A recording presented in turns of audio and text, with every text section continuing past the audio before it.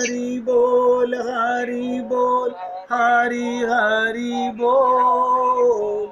केशव माधव गोविंद बोल, केशव माधव गोविंद बोल। हरि बोल, हरि बोल, हरि हरि बोल। हरि बोल, हरि बोल, हरि हरि बोल। केशव माधव गोविंद बोल, केशव माधव गोविंद बोल। हरि बोल, हरि बोल, हरि हरि बोल। हरि बोल, हरि बोल, हरि हरि बोल। केशव माधव गोविंद बोल, केशव माधव गोविंद बोल।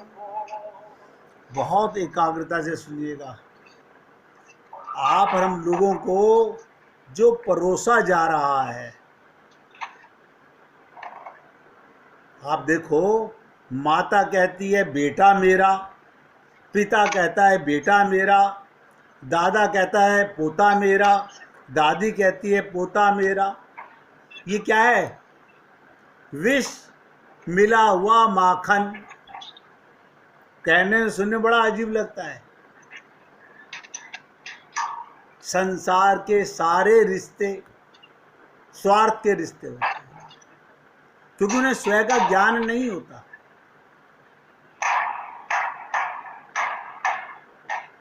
एक दिन, राजकुमार जी आपके यहाँ से आवाज आ रही है, बंद कर लो भाई। एक दिन भगवान श्री कृष्ण ने ऐसी लीला की, विष लगा माखन बताने के लिए। देखिए कितनी विचित्र है कि पूतना भगवान को मारने आई है, अपने स्तनों पर विष लगाकर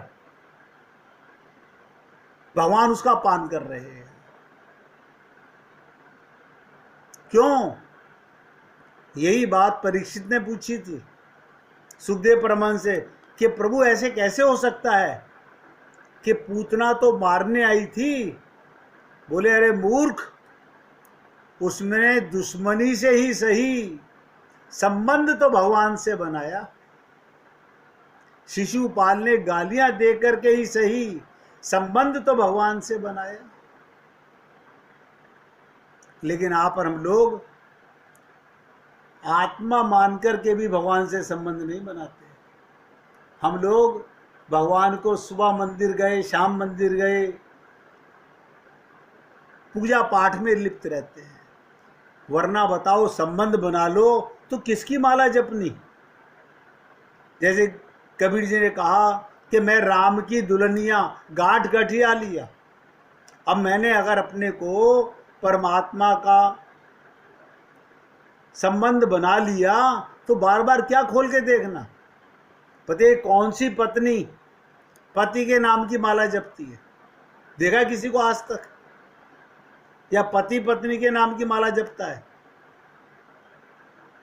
वहां विवाह हुआ कि ये मेरा पति है। इसी प्रकार से आत्मज्ञान हुआ तो परमात्मा मेरा पति है, क्योंकि मैं आत्मा हूं। एक दिन माता ने माखन चोरी करने पर, ध्यान से सुनो, माखन चोरी करने पर भगवान श्री कृष्ण चुरा चुरा के खाते थे। माखन चोरी करने पर श्याम सुंदर को धमकाया, डांटा, फटकारा। बस दोनों आंखों से भगवान की आंसुओं की झड़ी लग गई। देखिए कैसी लीला करते हैं भगवान। श्याम सुंदर रोने लगे, कर कमल से आंखें मलने लगे, आंखें लाल हो गई, ऊं करके रोने लगे, गला रुंध गया, मुंह से बोला नहीं जाता। बस माता यशोदा का धैर्य टूट गया। अपने आंचल से अपने लाला कन्हैया का मुंह पोंछा और बड़े प्यार से गले लगाकर बोली, लाला ये सब तुम्हारा ही है, ये चोरी नहीं है। एक दिन की बात है, पूर्ण चंद्रमा की चांदनी से मणि में आंगन धुल गया था।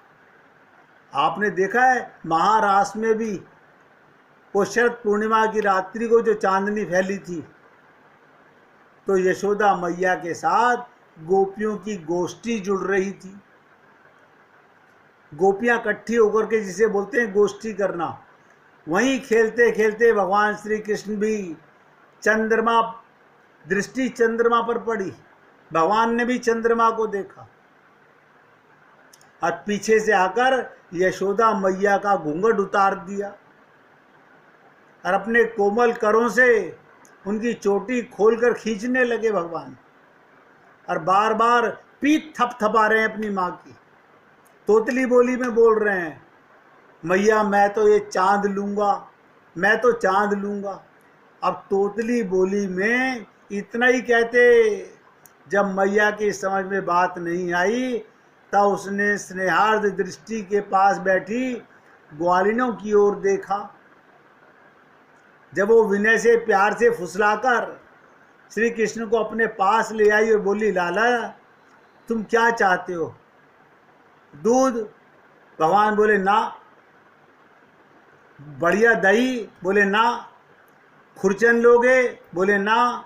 मलाई लोगे? ना। ताज़ा माखन लोगे? बोले ना।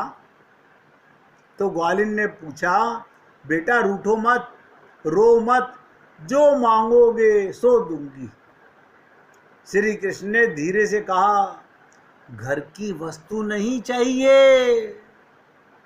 आप और हम लोग मंदिर में जाकर के भी संसार का कूड़ा करकट मांगते हैं भगवान से। गुरु के पास भी जाते हैं तो संसार ही मांगते हैं, बस गुरु जी ऐसी कृपा कर दो।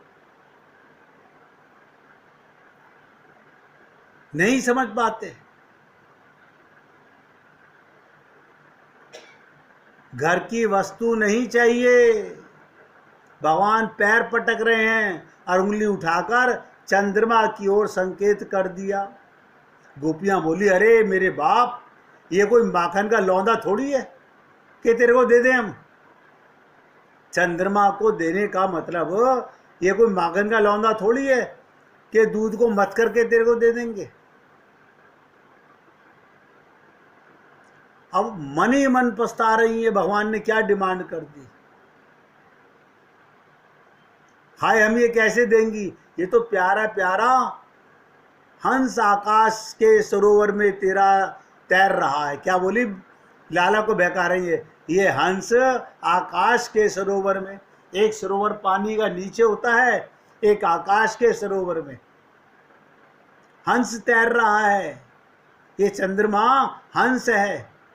श्री कृष्ण ने कहा, मैं तो खेलने के लिए इस हंस को ही तो मांग रहा हूं। अब तूने हंस कहा है तो हंस दे दे। पार जाने के पूर्व मुझे दे दो, कहीं ऐसा ना हो ये हंस निकल जाए। अब और मचल गए भगवान। धरती पर पांव पीट पीट कर, हाथों से गला पकड़ पकड़ कर कहने लगे, दो दो दो। दूसरी गोपी ने कहा, बेटा राम राम, इनको तुमको बहला दिया, ये राजहंस नहीं, ये तो आकाश में रहने वाला चंद्रमा है। श्री कृष्ण हटका और बैठे, मुझे तो यही दो, मेरे मन में इसके साथ खेलने की बड़ी लालसा है। अब आप बताओ, भगवान की लीलाओं के पीछे कितना गूढ़ रहस्य है। आप घर में कोई पिता शेफ बना रहा हो और 2 साल का बच्चा कहे मुझे तो रेजर दे दो, ब्लेड दे दो, आप दे दोगे उसको? रो रहे हैं अभी दो। तब यशोदा मैया ने गोद में उठा लिया और प्यार करके बोली, मेरे प्राण, न ये राजहंस है और ना तो चंद्रमा, ये माखन ही है, परंतु तुमने देने योग्य नहीं है, तुम्हें देने योग्य नहीं है। देखो कैसे बहका रही है मैया। देखो इसमें वो काला काला जो दाग नजर आ रहा है, ये विष मिला हुआ है। इससे बढ़िया होने पर इसे कोई नहीं खाता। श्री कृष्ण ने कहा मैया इसमें विष कैसे लग गया? अब आप बताओ, आप तो माँ के गर्भ से क्लीन स्लेट परमात्मा के अंश आए थे। आप और हम सब माँ के गर्भ से आए थे। कोई मैं नहीं थी, कोई मेरा नहीं था। किसी बालक को पता था कि मैं कौन हूं और मेरा कौन है? ये माया का विष हमारे अंदर कैसे लग गया? तो मैया कह रही है काला काला विष लगा हुआ है। तो भगवान बोले मैया इसमें विष कैसे लगा? बात बदल गई। मैया ने लेकर मधुर मधुर स्वर में कथा सुनाना प्रारंभ किया। मगर कन्हैया भी आज माँ से जिद कर बैठे, तू जवाब दे, मैं प्रश्न करूंगा। यशोदा बोली लाला एक क्षीर सागर है। कन्हैया बोले मैया वो कैसा है? यशोदा बोली बेटा ये जो तुम दूध देख रहे हो ना, इसी का एक समुद्र है। तो भगवान बोले मैया कितनी गायों ने दूध दिया होगा जब ये समुद्र बना होगा? यशोदा बोली कन्हैया ये गाय का दूध नहीं। अरे मैया तू तो मुझे बहला रही है, अभी कह रही है गैया का दूध है। बस जिसने गायों में दूध बनाया, गाय के अंदर दूध कहाँ से आया? जिसने गाय में दूध बनाया वो गाय के बिना भी दूध बना सकता है, ये उसका दूध है। फिर भगवान बोले मैया फिर वो कौन है जिसने दूध बनाया? आप सोचो, जब स्त्रियां अपने बालक को दुग्ध पान कराती हैं, सब कहते हैं मैंने अपना दूध पिलाया। अरे मूर्ख, तुझे पता है दूध कैसे बनता है? क्या तूने दूध बनाया? कौन बना रहा है तुम्हारे अंदर? कौन गैया के स्तनों में दूध निकाल रहा है? सब भ्रम में जी रहे हैं। यशोदा आखिर लाला से तंग आके बोली वो भगवान है, उसके पास कोई नहीं जा सकता। तो भगवान बोले अच्छा ठीक है आगे कहो। यशोदा एक बार देवता और दैत्यों में लड़ाई हो गई लाला, राक्षसों में और दैत्यों देवताओं में लड़ाई हो गई। असुरों को मोहित करने के लिए भगवान ने क्षीर सागर को मथा। मंदराचल की रई बनी, बासुकी नाग की रस्सी बनी। एक और देवता लगे और दूसरी ओर दानव लगे। तो कन्हैया क्या पूछ रहे हैं मैया? जैसे गोपियां दही मथती हैं ऐसे ही अब यशोदा को मिल गया। हाँ बेटा ऐसे ही, उसी से कालकूट नाम का विष पैदा हुआ। तो भगवान पूछ रहे भैया विष तो सांपों में होता है, दूध में कैसे निकला? यशोदा बोली बेटा जब शंकर भगवान ने वही पी लिया तब उसकी जो फुइया धरती पर गिर पड़ी, उन्हें पीकर सांप विषधर हो गए। सो बेटा भगवान की ही ऐसी लीला है जिससे दूध में विष निकला। अब भगवान अच्छा मैया ये तो ठीक है बेटा, चंद्रमा की ओर दिखाकर ये माखन उसी से निकला है, इसलिए थोड़ा सा विष थोड़ा सा दाग इसमें भी लगा हुआ है, जिसे कलंक बोलते हैं। सो मेरे प्राण तुम घर का माखन खाओ। कथा सुनते सुनते भगवान श्री कृष्ण को नींद आ गई। तब मैया की जान छूटी, वरना मैया को तो आज होश उड़ा दिए थे कि भगवान पता नहीं क्या क्या पूछने वाले हैं। इसी प्रकार से मैं आप लोगों से बहुत बार निवेदन करता हूँ, जो भी कुछ संसार में आपको परोसा जाता है ममता मोह आसक्ति के साथ, वो आपको विष मिला हुआ भ्रम पिलाया जाता है, आपको आत्मभ्रमिति होती है। ममता मोह आसक्ति, जिसे रामचरितमानस में कहा गया कि मोह सकल व्याधिन कर मूला, तिन ते पुनः उपजय बहुसूला। लेकिन गोपियां इन सब से जाग चुकी थी, इन सब से पार जा चुकी थी, क्योंकि उन्होंने चीरहरण की लीला में 3 दिन पहले आपको सुनाया था कि गोपियों ने, भगवान ने क्या देखा कि इनका मन निर्मल है कि नहीं। अब आप बताइए, रामचरितमानस कहती है निर्मल मन जन सो मोहि पावा, मोहे छल कपट छिद्र ना भावा। और हमारे अंदर छल कपट छिद्र भरा हुआ है, निर्मल मन नहीं है। मैं बार बार आपसे निवेदन करता हूं, आप शरीर को गंगा के गोते में लगाओ। अगर गंगा में आपका शरीर शुद्ध हो सकता है तो मछलियां तो उसी में, वो क्यों नहीं शुद्ध हो जाती? ये तन को नहीं, मन की निर्मलता चाहिए। भगवान मन की निर्मलता कहते हैं, और आप और हम लोग निर्मल मन नहीं कर सके। इसलिए मैंने आपसे कहा था कि हरि गुरु भजू नित्य, निरंतर निष्काम अनन्य हो करके। अगर कोई व्यक्ति आत्मज्ञान प्राप्त करने के बाद में, गोपियां यही राज था उनके पास, वो किसी मथुरा में नहीं गई, किसी द्वारिका में नहीं गई, क्योंकि भगवान श्री कृष्ण ब्रज भूमि को छोड़कर कभी नहीं गए। आज भी मौजूद हैं, हमेशा रहेंगे। इसलिए ब्रज भाव की साधना करने वालों को चाहिए। अब ये ब्रज भाव है, कभी ये मत कहिए हम वृंदावन आकर के वो भाव बना लेंगे, ना ना। ब्रज भाव का मतलब क्या होता है? जहां आप रहते हो, कहीं भी रहते हो विश्व में, वो धरती परमात्मा की, ये मानो इसमें भगवान का वास है।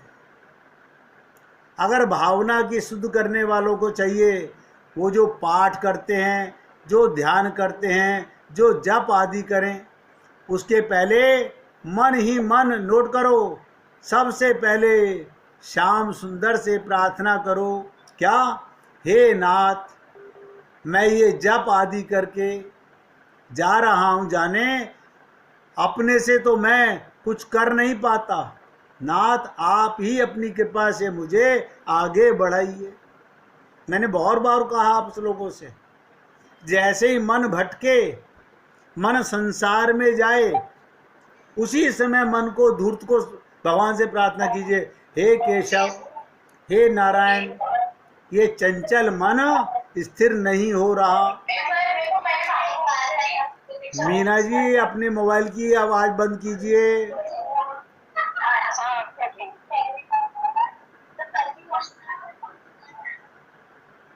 तो जैसे ही भगवान से प्रार्थना करो, आपके पास कोई ताकत नहीं है मन शुद्ध करने की, क्योंकि गुरु की शरणागति आप कर नहीं पाते। आवाज कम नहीं जी, आवाज बंद कर दो। एक बटन होता है नीचे, उसमें वो बंद करोगे तो आपका स्पीकर बंद हो जाए, आपकी आवाज नहीं आएगी।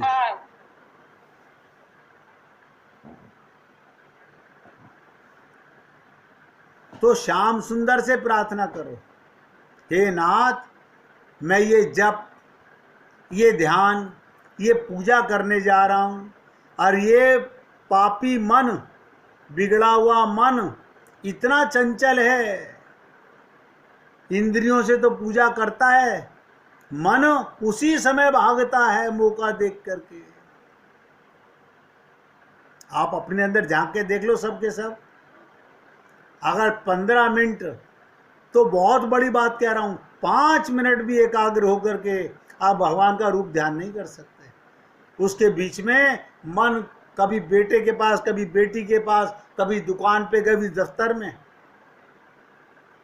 इसलिए संत महात्मा लोग कहते हैं कि मन की तरंग मार लो, बस हो गया भजन। और मैं तो आपसे निवेदन कर रहा हूं, भगवान से ही प्रार्थना कर दो।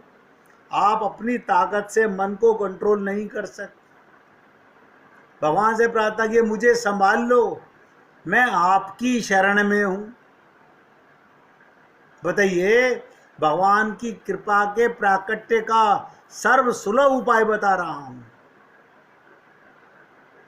हृदय की सच्चाई से की हुई प्रार्थना, याचना भगवान को 60 पग प्रार्थना करने वाले की ओर ले जाती है।